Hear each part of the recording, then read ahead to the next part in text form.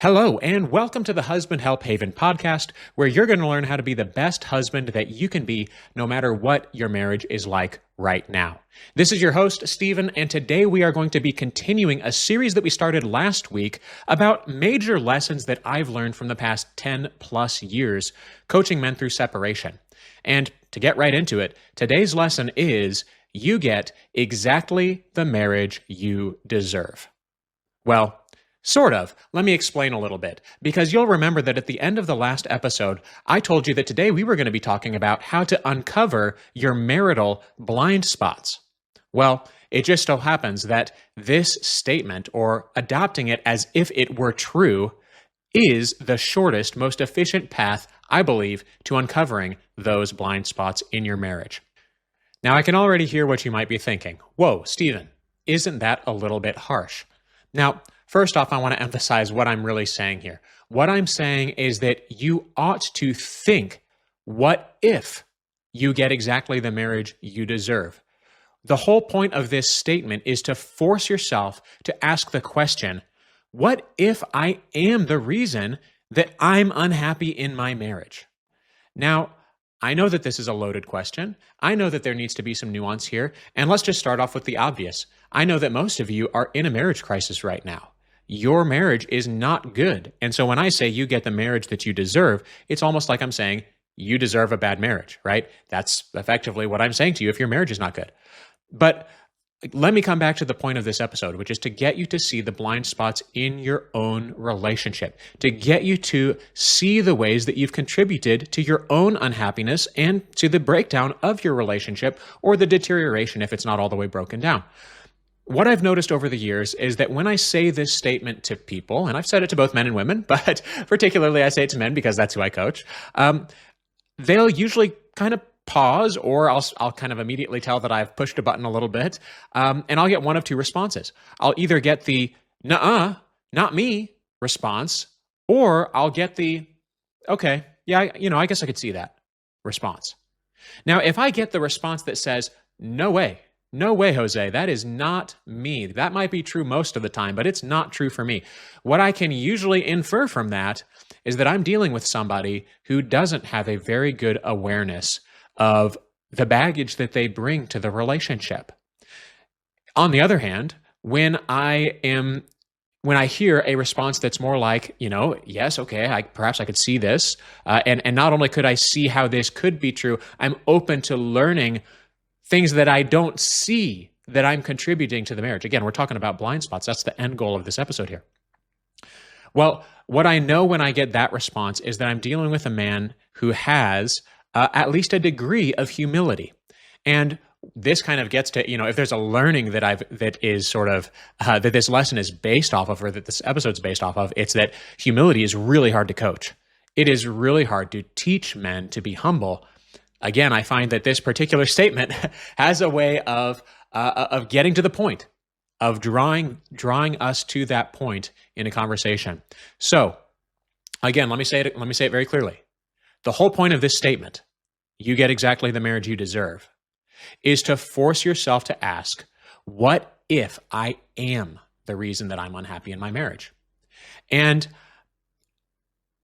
I can virtually guarantee you that every single person listening to this, myself included, plays more a role in your own relationship dissatisfaction than you think you do. And so this question is supposed to get you to think, what am I missing? What would I need to be blind to for this statement to actually be true in my relationship, in my marriage? So in this way, yes, this question is actually designed and will be most effective for the people who are most convinced that it's not true for them. That's the point. Now, a little aside here, sometimes I do get some criticism, and perhaps it's warranted, where they'll say that people will say I'm too harsh on the husbands. I only ever tell men what they need to do better. I only ever harp on the husbands and how they need to improve. What about the wives? And I understand that an episode like this maybe doesn't help with that criticism if you're feeling that way right now. But I'll remind you, this is Husband Help Haven, first off, okay?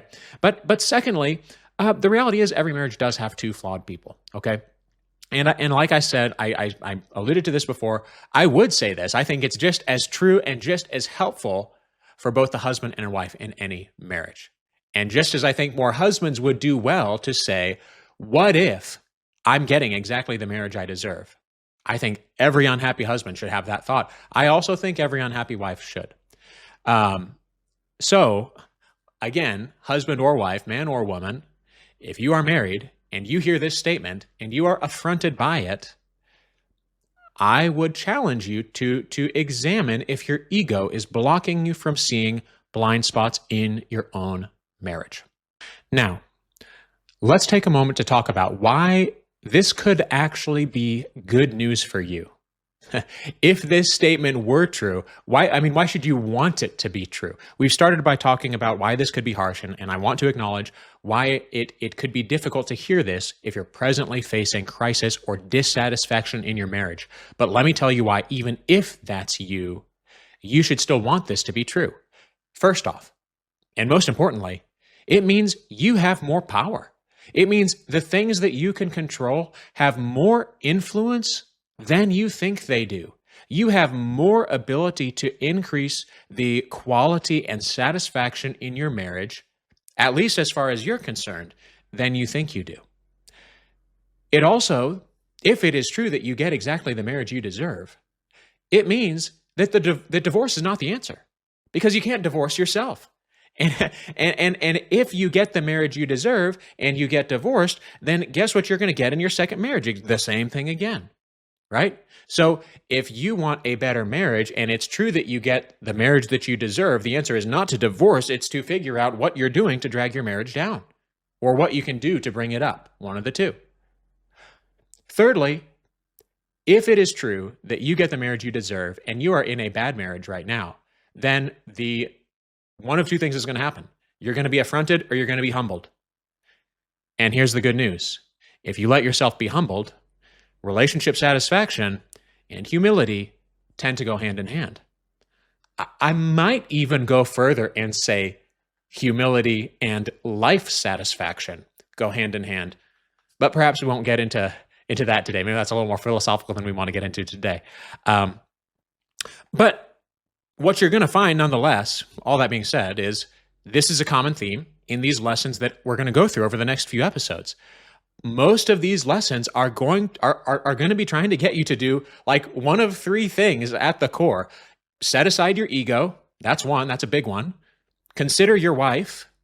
See her perspective better, more truly, more flexibly, and proactively. Be more proactive about doing better. And to be more proactive about doing better, you have to believe that there is better to do. And that's where today's lesson comes in. Now, there is a special category of people that I think are worth speaking to at this moment in an episode like this. And that is people who tend to be avoidant, or the people pleasers, the people who don't tend to bring up their beef in their relationship. Now, before we get into this, I do feel it's worth me saying I'm not a psychologist, so I'm going to talk about avoidant stuff here. But again, please know this is based on my observations as a layperson of people that self-identify as avoidant. It's not from me diagnosing anybody as avoidant, and also from observations just for myself, because I do feel confident at least diagnosing myself as avoidant. I think I can do that. And so let me just let's talk for a second if this is you. Because here's the reality. The people who are most likely to, even after hearing everything that I've said, to really view themselves as the exception to this statement is going to be the people who are avoidant by nature. That's my contention here. And again, I'm saying this as somebody who I would self-identify as being avoidant. That means I tend to suppress my feelings rather than express them. That means that I tend to people please. I don't pick fights. I try to resolve fights. That's my tendency, right? Okay. So here's a few common traits of avoidant people that I've noticed in myself and that I've noticed in other people who describe themselves this way that are going to make this statement harder to buy into, but actually even more necessary too. Okay. So we already said if you're avoidant, you're going to suppress your feelings. You're not going to express them, right? This means that the biggest problem in your marriage is actually not speaking up enough. Now, if this is the case, then here's what this might feel like to you. It might feel like you see a lot of issues from your spouse, but you don't actually raise a lot of issues from your spouse. You might also feel that they don't have that same restraint when it comes to the problems that they raise with you. And so this can end up cultivating a very unfair feeling dynamic in the relationship. And to a degree, it is unfair. The problems flow one direction, and the problems that could be flowing the other direction in the sort of, cycle of conflict resolution that naturally happens over time in a relationship, the problems don't flow the other direction because you hold them back. So it is unfair, but what you fail to realize is that it's unfair by your choice. This is why avoidant people have some of the strongest justification scripts. They're very good at placing themselves in the right. So what ends up happening is that people who are prone to this conflict avoidance will only share a problem when it's overflowing in resentment. And then they will consider themselves a lot of times as just an excellent spouse. I'm an excellent partner. I'm very easy to get along with, low maintenance. Fill in the blank, right? But here's what you don't see. If this is you, you still get exactly the marriage you deserve, but it's not because you're a stereotypical bad spouse and you have these massive behavioral blind spots in what you do, but you do have behavioral blind spots in what you don't do, because being a peacekeeping martyr in your marriage does not make you a good spouse, okay? Now, I don't want to get too much into attachment today. I'm personally still studying. Like I said, I'm not a psychologist. I'm still trying to learn more about this. I also know that with a conversation like this, and I'm not just talking about with avoidant people generally, I'm talking about saying, hey, you get exactly the marriage you deserve. I know that this raises questions about boundaries and things like this, okay? Because you might be in a situation where your spouse has some behaviors, your wife, or your husband, if you're a woman listening to this, has some behaviors that really demand boundaries. Okay, and this is fine. We'll talk about this another time. I would still say that you would do well to ask yourself, what would my blind spots need to be for me to be getting the marriage I deserve? Now, not the dangerous treatment that I'm getting, if that's what's happening, because you never deserve that. But the question, I think, can still have some application. It's just that the form of that application might look a little bit different than it does to other people. Because for you, the thing that you might need to do more of is get better at setting these sort of healthy conditional boundaries. Again, we're talking about not the standard blind spots, but more of the sins of omission blind spots, right? Where are the places where you should be speaking up, where you should be expressing yourself more, and you're not? And how is that contributing to your own relationship dissatisfaction? That's the core point that I'm driving at in this part of the episode, okay? So hopefully that makes sense. Hopefully you're tracking with me here. I'm fine to just say blanket if you're in an abusive relationship. Okay, let's just put some massive asterisks on this entire episode, okay? But for everybody else, I hope that you see the point of what I'm getting at here, okay? Let me say it again, just to make sure. Being a peacekeeping martyr in your marriage does not equal being a good husband or a good wife. All right? Getting to some takeaways, okay? Let's land this plane. Let's bring it home. All right?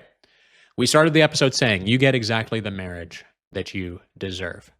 Now, hopefully by now you can understand, I don't think it's literally true that you get exactly the marriage that you deserve. I don't think that, okay? In fact, I actually think that part of being a good husband or a good wife is being able to accept that certain times in the marriage involve you pulling more than your fair share. That's part of loving well. And personally, I don't even put fairness on the list of requirements for a good marriage. I think you can have a good marriage and it not be perfectly fair. I tend to think fairness in a relationship, at least, is a fool's errand, at least in a marriage.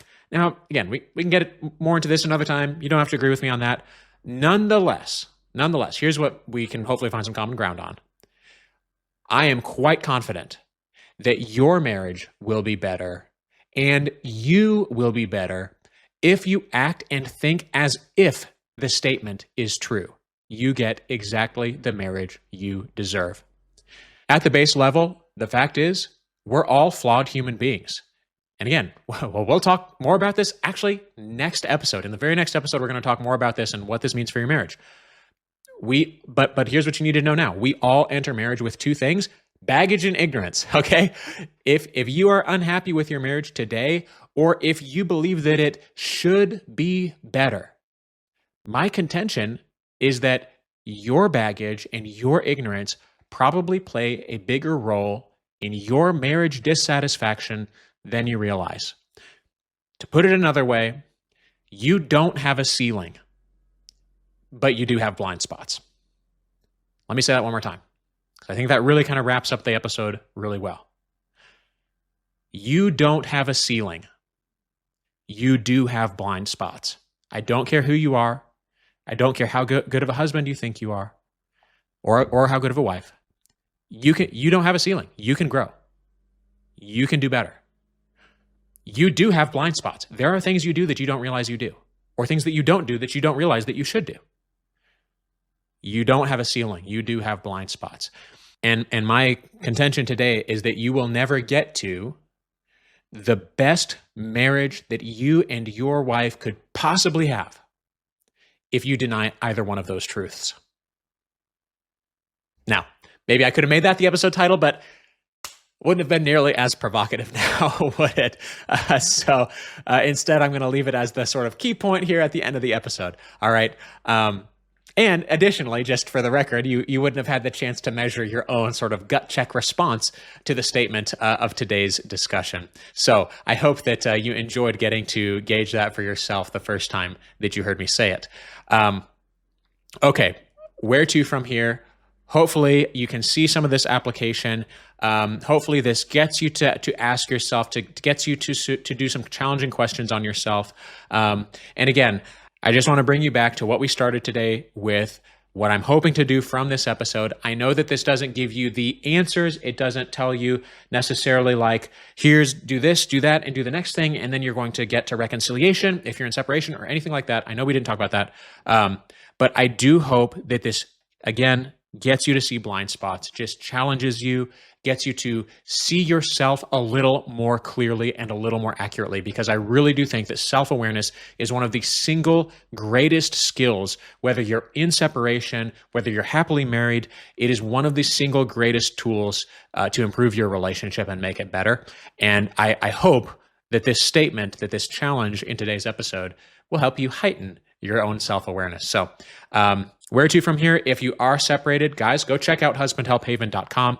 I do have plenty of free resources that will help you make more of the things that you can control. But either way, guys, I really appreciate you listening. Go check out, if you want to see the sort of overview notes for this episode, if you want to see like the main points, I got some good sort of pulled out quotes in there for you to remember.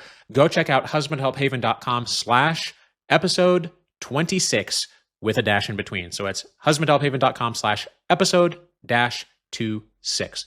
Go check that out if you'd like to review the episode. Otherwise, guys, thank you so much for listening. And we will be back next week, continuing the learning series with a lesson about one trait that all lifelong marriages have in common. What is it? We'll have to wait and see. Come back next week to find out. Much manly love, guys. It's been Steven. Thanks for listening.